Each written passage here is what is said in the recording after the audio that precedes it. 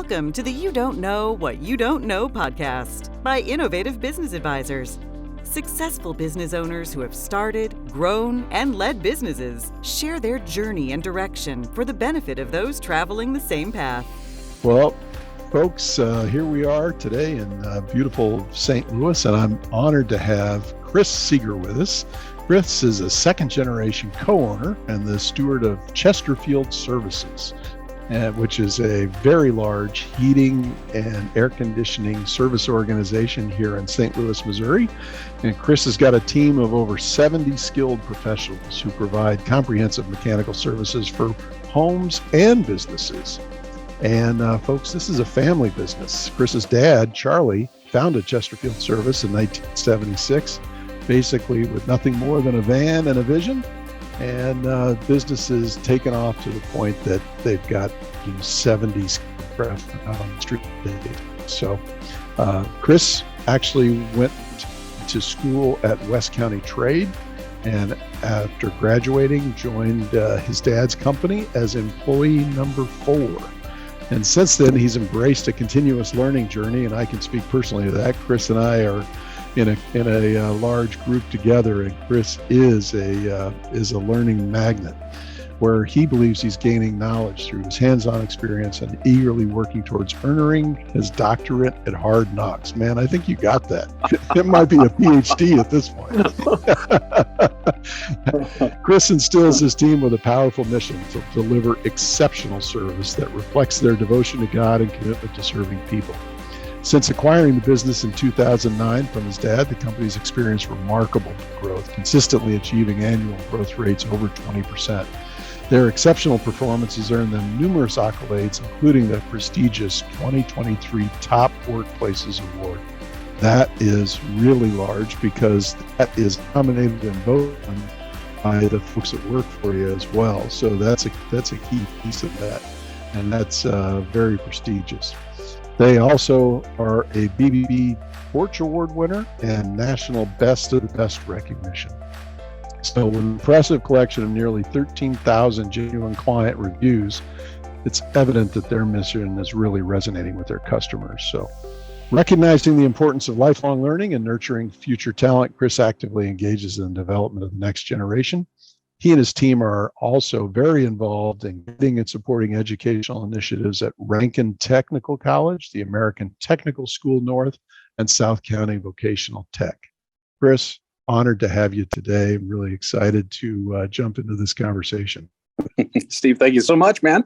It's great. I don't know what else to say other than all that. Geez. Well, that really built me up there, Steve. Well, it's all true, right? It's all true. If it's true, yeah, it's true. It's true. It's true. That's correct, man. Yeah. No, it's been a quite a little journey so far. So I'm hoping to continue. So I never asked you this before. When you were growing up, your dad had started the business, right? When you were in high school and so forth, and thinking about what you're going to do after high school, was that the path for you? Joining dad's company? Was that what your thought process was? So here's the thing. I mean, as a kid, so dad started the business in 76. That would have put me at 10 years old. Okay. Yeah. So I'm 56, 7 years old. And so, I saw that in front of me, right? And I saw what he was doing, but I also had the stories of my grandparents and great grandparents were all entrepreneurial people. And, they, at the time, that was kind of, I can't really say that there was an exact time where I said, that's what I'm going to do. I just kind of always had it in my blood, like, hey, that's the road I want to take. My dad did make me work for a couple of different folks. Like, you're going to work for somebody else before you come to work for me. One was St. Louis County Water Company, and I worked there as a laborer for about a year, just so I could see what union labor work was all about, And not that I wasn't used to hard work. It's just that the union way was a little different than what I had in the past. And prior to that, some other odd jobs for 2 or 3 months at a time, doing things with other people. And I really, I just admired my father for what he did, right? I kind of watched and saw what he did. I'm like, that just seems to be what I want to do. And so as an entrepreneurial kid, I'd go with my grandfather to these estate auctions and different stuff like that. And I'd start out buying bicycles, and I'd buy bikes, fix them up, and then sell them. Back in the day, we had this thing called the Trading Times. It was a local small paper, and you'd sell I'd buy bikes, sell bikes. And then it went from that to cars and motorcycles and stuff like that. So I was always this kid that was just wheeling, dealing stuff for side money. And it turned into this, man, over time. So, yeah. It's amazing. You and I are the same generation, and it seemed like growing up back then, my dad said, you're either going to go to work, you're going to go to college, right? Or you're going to go in the military. That was the choices after high school. And I had exactly the same experience. We had this thing called the penny saver out where I grew up. And I know that one. Building bikes, eventually cars, buying cars, cleaning them up, fixing them up, and that kind of stuff. Right. Yeah. And but it is fascinating in that regard. So, you sounds like you knew from an early point in time that, hey, you're going to get into the business probably with Pops, or that's what you wanted to do. Yeah. So it was early. I mean, I had the mechanical ability. I had that side all around me, and then just seeing the freedom sort of that being your own boss kind of brought tickled my fancy, if you can say that. Yeah. Yeah, I get that completely. Well, what makes your business special or different? I mean, there's a lot of folks that are in the heating and cooling business. So what makes Chesterfield Service special? Well, I'd say there's two parts to that being special. One, the client-facing side is we're kind of a one-stop shop, right? So we kind of not only do we do heating and cooling, we do plumbing, we do electrical work, we do appliance repair, we do gas fireplace stuff. So when you're having a problem at your house, about the only thing that I don't take care of is your sprinkler system and maybe your garage doors. And so, at least not yet. Not yet, right? Yeah. So that's that side. From the team side, man, we really focus hard on work-life balance.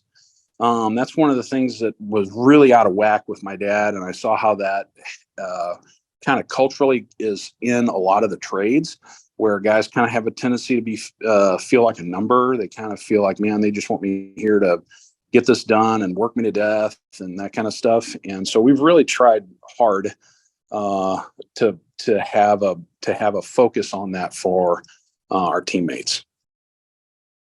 Well, and I'd say being voted as one of the best places to work. I mean, your teammates certainly recognize that, and having been part of the team at C12 that's going in and talking with your teammates, I can tell you they really honor that with you guys every day. I think that is one of the things that makes your company so very, very special and so unique. It's very hard to find that. A lot of people talk that game, but living up to it and then being recognized for it, wow, that's quite an honor.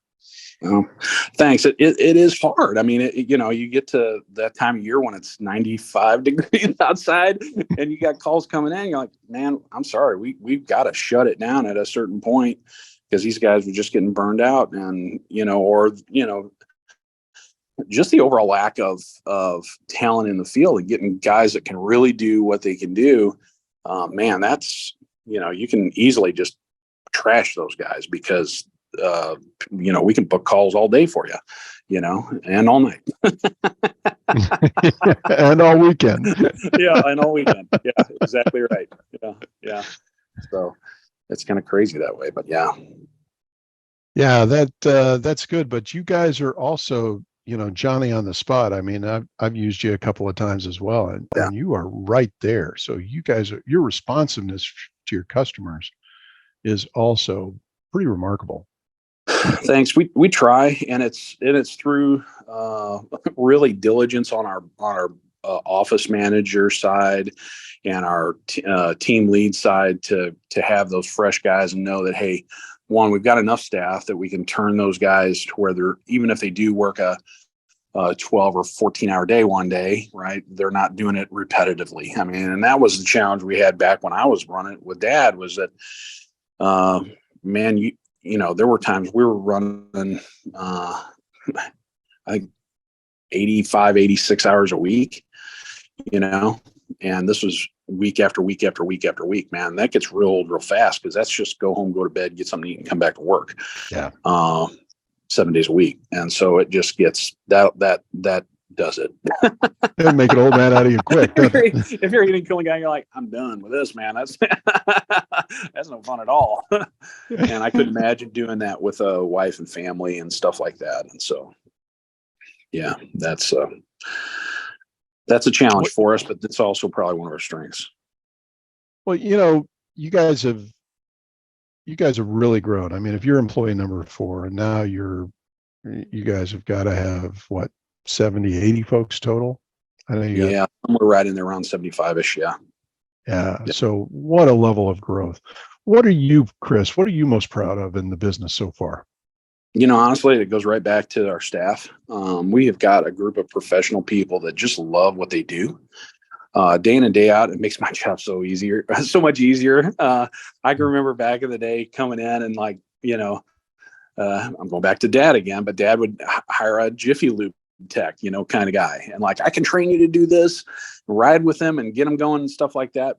But their heart wasn't in it. And it wasn't like their calling, right? Like they're a mechanic, but it wasn't like what they just dug, right? And now I'm surrounded by heating and cooling nerds,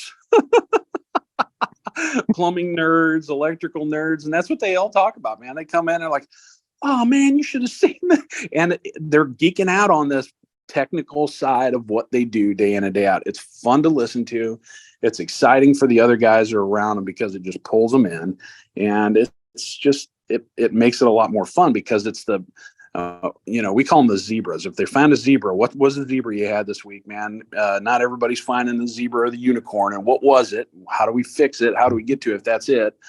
90% of the time these guys are getting out on it. It's the same, it's a very similar thing. It's the same kind of situation or whatever. And you can have a unicorn or a zebra with a client too, right? You never know what you're walking into. And the problem could lie all within the controller and not the control. And so sometimes it's fixing the client too. And so our guys are good at that. Yeah. Well, we both have been business owners for a long time, right? And I know that I know, and that it's not always a bed of roses every day. It's not always success after success after success, right? No, it's really not. I wonder if you'd share one of the biggest business failures that you've had, and what you may have learned from that. So I would say probably the biggest failure that I had was really right off the bat. And so we had purchased the business from my father. My dad kept the books close chested, man. It was a tight seal. I knew if we had money in the bank or we didn't, which may have been about all he knew, but it was one of those things. And so Travis and I made a deal. It was a challenging situation with him. He was having real health problems. He wasn't thinking clearly, stuff like that. We made a deal with our father to purchase the business. And when we did, we didn't take into consideration on when our service agreements were due and what that meant to us going down in the year to come. And so we purchased the business January 1st, 2009. And all the service agreements that had been collected for 2009 were already in the bank, and he took the bank with him. He took the bank with him. He took the bank with him, man. And so we started on a very thin line of credit with not only owing the line of credit, but also owing labor for the next year on all these service agreements that we just assumed. Now, that was our lifeblood. I'll give you that. But he had already banked all of the service agreement money, which was a substantial amount for back then, to push us through the next 2 to 3 months to get us into springtime. And so that was probably just not considering everything in that was probably one of the biggest challenges that we had to work through, because, man, it was super duper thin. That was a tight time, man. And we were like, oh my gosh, what did we just do? And it took us a minute to go like, that was, rattle our head like, whoa, what? Oh, I didn't even think about this, And so not knowing that part of it, and that was probably one of the biggest challenges that we ever had to overcome. Really, that goes back to us, Travis and I. Really, we knew the business management side. We knew the technical side of it. We didn't know the money side of it at all, man. We immediately hired a coaching firm for heating and cooling. They came alongside of us and really that was probably one of the best moves we ever made. Is hiring them, putting your hand up and asking for help. Yeah. We shot our hand up real fast and said, okay, man, here's where we're at. And man, they came alongside of us. And really, if we hadn't done that move, that may have finished us right there. So yeah, so 2-1. I'll tell you, it's so cool too, because I think you're right. I mean, you've heard me say this many times. Many times business owners, we're such technical experts at what we do, right? We in your case, you guys are celebrating the zebras that you find and chase, and and geeking out over the work you do. But it's the the money side, the business blocking and tackling that we so often don't bring to the table, and that creates a lot of challenges. But you guys walked through the fire, and you were smart enough to put your hand up and get some professional help and say, show me what we need to learn here and what we need to get done. Yeah.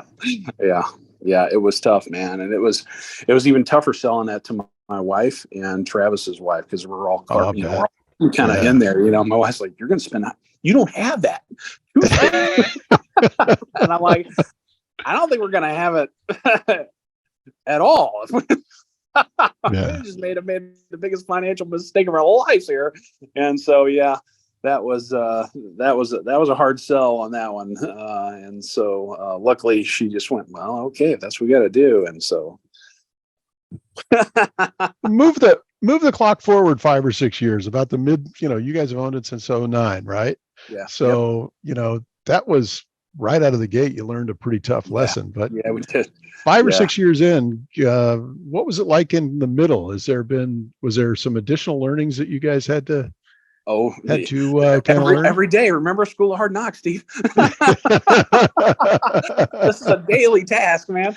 No, I would say the middle brought, we'd had some growth, and we had some really dedicated. So when we purchased the business, the company had 17 employees. Within that first year, we took it down to 12.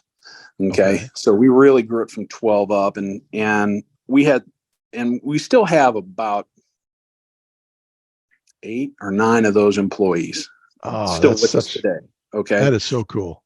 And so, but some of them we don't. And I would say in that middle is some of the people who got us to the middle, or to that spot, aren't able to get us to where we're going now. Right. And so that's hard.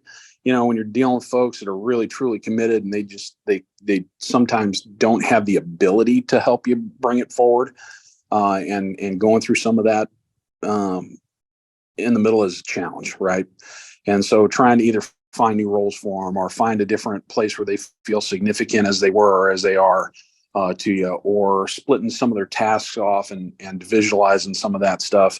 That was probably one of our biggest challenges as we kind of grew, being able to get the right person in the right seat on the bus, and making those hard choices. Like, we really do. We're committed to this, and just going down that road, getting really good processes and procedures in place and sticking to them, man. So, did you find that not only for the people, but the vendors and suppliers and other folks as well, that the 100%. The people that got you to where you were may not be qualified to take you where you want to go? Yeah. The vendors were another side of that, man. We had a commitment to a manufacturer from the time, really my dad opened the door until, it would have been 2014. And we made a major change in vendors for heating and cooling, and it's been the best thing that we ever did. We stuck with the vendor we had previously, it was just costing us a ton of money. And once we got down and we figured out what that partnership was costing us on a yearly basis, we're just like, man, oh man, we can't afford to do business with you guys anymore. We went to him, had 2 or 3, because we were one of their best brightest stars, we were the top 10 guy, we were the this and that, and then all that. And we just said, here's the brass tacks of what's going on, man. And unless we can change that some way, somehow really, really fast, we're going to have to make a crucial decision here. And it's going to be leaving you guys. I hate to say it, but yeah. And so, 100% that happens. That has happened off and on. And as we've grown in some of our relationships with warranty companies and some of our relationships with, a lot of guys in our industry will start off as a home warranty company. And that if you're a 1 or a 2 or a 3 or 5 man band, that's maybe not such a bad way to start. I mean, you can gain some client and some tractions that way. But as you go, it just doesn't make sense. And so, knowing your numbers, man, and finding out exactly what that is, and knowing, your true cost of having the guy in the home to ride a truck out there and spend the time is crucial. Yeah. So, and it seems like the bigger you get, the more important it is to know those things without question. Today, as you and Travis are looking forward, I imagine your challenges are different in that regard. And what do you guys see as you're thinking about today in the next 5 years? What are the kind of things you're going to have to kind of bite off and learn, and maybe hopefully not learn them through the school of hard knocks, but definitely using some of the knowledge you've gained. What do you hope to move? Well, and we really, the challenges that we're looking at now is really just this, is rapid growth. We've had this weird situation with COVID where we've had, a quiet quit of a bunch of guys who are my age and maybe even a little bit younger that are either changed and decide to go someplace else, or the guys that are 5 to 10 years in front of me, they're for sure like, hey, I'm kind of out and I'm done. And so finding a path for, the millennials to come into and the Gen whatever's come into and have a true path for them, we're having to be very, very diligent on this is where we need you to come in at. This is the path. And then this is the true pathway we have for you for the next 12, 24, 36 months. And this is what it's going to lead to. So they have a very clear forecast of where they're going and what the opportunities may be as they move forward. And so finding those folks. And I think it's changing a little bit. I'm seeing a change in enrollees at some of these tech schools that I'm coupled with, where it seems like we're getting a higher grade of guys and gals coming in the front door that really are like, maybe college isn't my path on this deal. And we've even had quite a few people it's a second career. We got several guys that have decided, hey, I'm not going to be the IT guy anymore. I'm not going to be the whatever the case may be, a truck driver or whatever it might have been, and decide to come into to one of the trades just because there's huge opportunities there right now. So, you got a great company too for folks coming in. I mean, you got great equipment. You put your guys in state of the art equipment. You clothe them. You make them look like the true professionals that they are, and you got a whole support team that loves on them. So you guys got a lot to offer in that regard. Well, some of that stuff, I mean, anymore, some of the technology is beginning to get a little bit crazy too. This whole we've got a thing now where you can actually book a call with a technician. So if you're a handy person or something like that, we can actually book a call and a technician will walk you through the majority of a repair. I mean, you're not going to get, sometimes you're limited by the hand tools that the client has, but we can live wire you. I mean, if you got a headset on and you're ready to go, we'll get into this thing with you. And some of this stuff is pretty, not bad to get into and work on. Some of it you don't want to touch, right? Some of it has high voltage. Some of it has really hands off type of thing. But that plays in on our own technician side too, right? So we can, hey man, put the thing on. Let me see what you're doing, where your hands are going. What are you testing? What are you doing here or there? And so the technical backup that we have now remotely is great, So that's kind of cool. That's kind of the fun part. Well, I got some information to share with you as well. I was having a really interesting discussion with a professional in one of the big schools, and last year college enrollment, particularly for white men, is off significantly. Well, Wow. 2020, 2024 fall enrollment, that trend is continuing, and a lot of the people in the higher education movement are concerned by that, right? So Mm. I think what you're seeing is happening. A lot of guys are just deciding that, hey, what do I, what do I go to college for? Get 4 years at a nice student loan, and then come out and I'm in indentured servitude. Now they can go into the trades and over the course of 2 years pick up a skill that they can come out and, gosh, make high five figures, probably six figures in their first year if they work enough, and it's hard to argue with that. Well, and not only that, working through some of these trade schools, and depending on what employer you choose, they'll pay you to go through school while you're actually working for them. I'm one of those guys. And Yeah. so, if you're 6 months in, what we kind of do is like, okay, let's say the school is 16-month course or something like that. Okay, you've been committed to the school, you've been attending regularly, you've got good attendance for 6 months. Everything's looking good. The teachers like you, you're all that kind of stuff. Okay. That kind of qualifies you for us to go, okay, here's the deal, right? We'll pay you. Yep. We'll pay you to come to work for us. You can go to night school. As long as your grades stay up, we're going to pay you for night school, once you've graduated, kind of thing. So man, it's kind of a, man, if you can get school paid for and get paid while you're going, the whole thing, the math is incredible. If you start figuring it, and you see a guy that's coming straight out of high school goes into a trade school for 16 months or whatever the deal, whatever they decide to do, that's typically about how long it takes to get trained on even at night that way. Mm-hmm. And even if you're working a part-time job while you're doing that, which is really plausible, the guys who go to college and get a 4-year, and the money that they're stacking up against themselves during that 4 years, man, that compounding interest on that as you go, it never comes back, because, these guys are, it's basically winds up being a zero cost for schooling. Plus they're getting paid while they're doing it.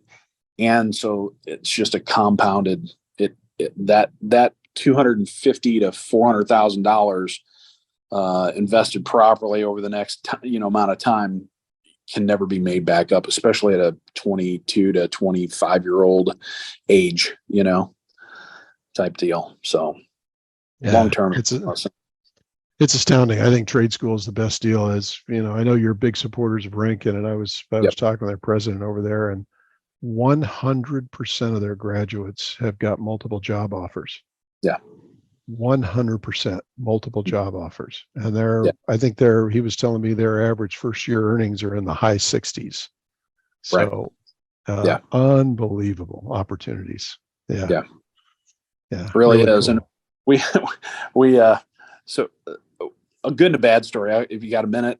Sure, still, of course. So we had a guy coming through the electrical trade side, and this kid was super sharp. I mean, he was just a great kid.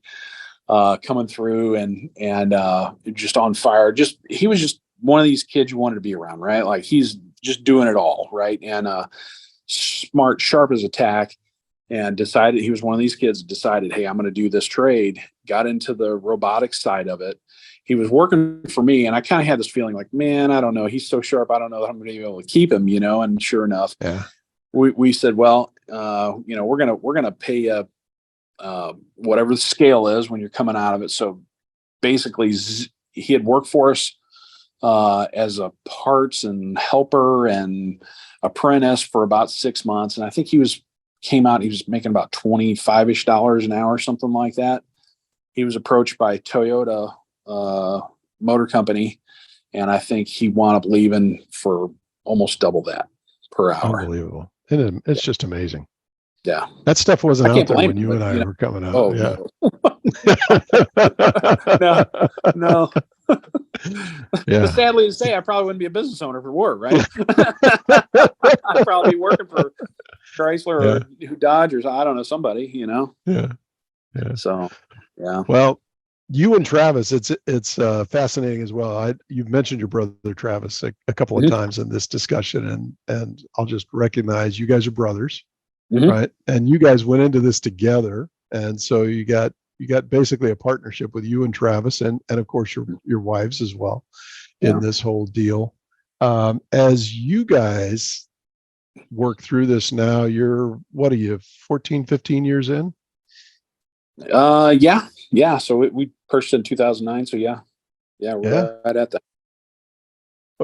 Do you and Travis sit down and think about what's your vision for the business after you guys retire? And have you begun to think about, when's the right time to start putting a plan in play to get there?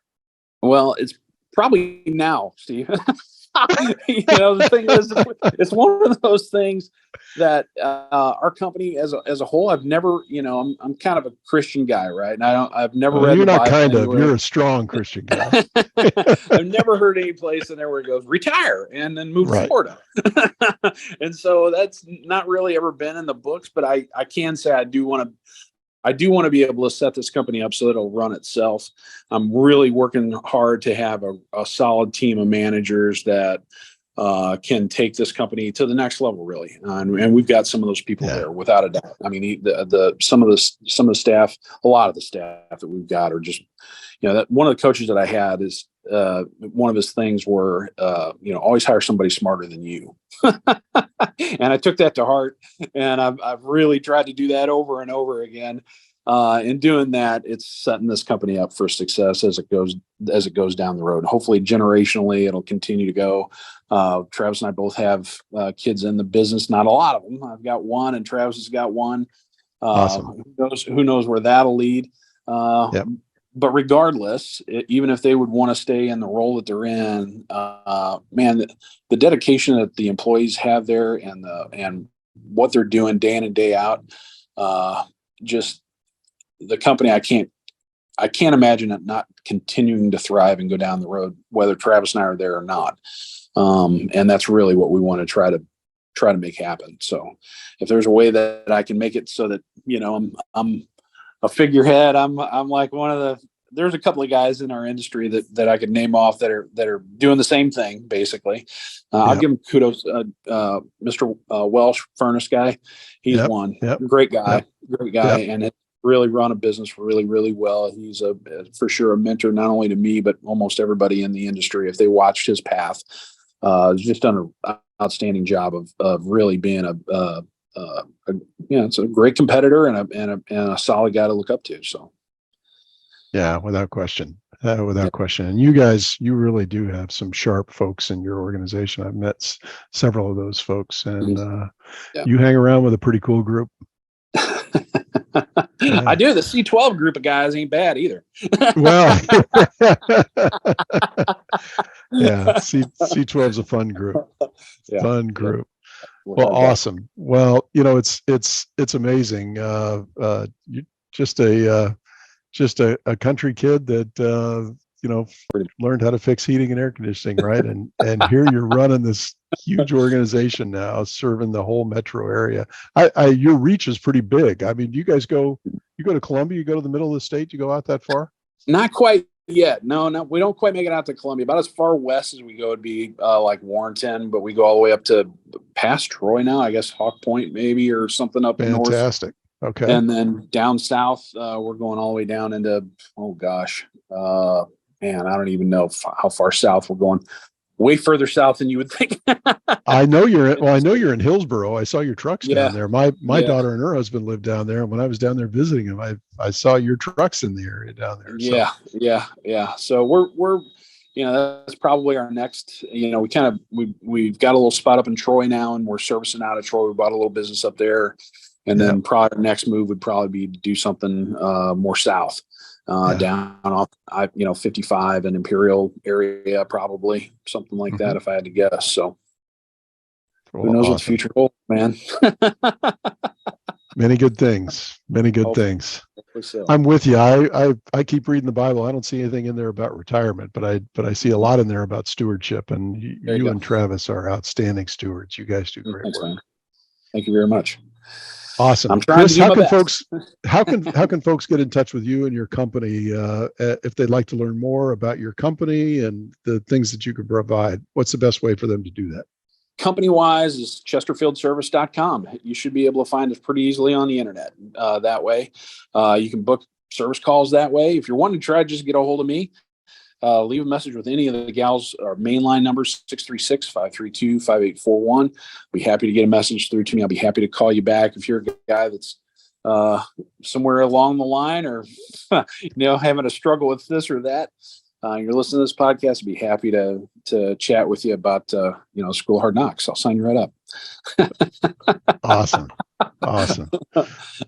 Well, Chris, it's my honor. I love playing with you at C12 every month, and I'm just very grateful that you'd come in and share some of your wisdom and superpower with our group, because you and your brother have done an amazing job, and you've done it the right way. So there's an awful lot for you guys to be proud of, and there's an outstanding example for many business owners that do want to grow and grow at a high rate. You're a great resource in that regard. So thank you. I'm in your debt. Thank you. I appreciate that. Thank you, Steve. Thank you for listening to the You Don't Know What You Don't Know podcast. We invite you to visit www.youdon'tknowwhatyoudon'tknow.com and sign up to receive updates on upcoming episodes. You can also let us know if you'd like to be a guest or recommend a business owner to be interviewed. Find us on LinkedIn, Facebook, and YouTube, where you can like, follow, share, and join our efforts. Thanks for listening. We hope you join us again.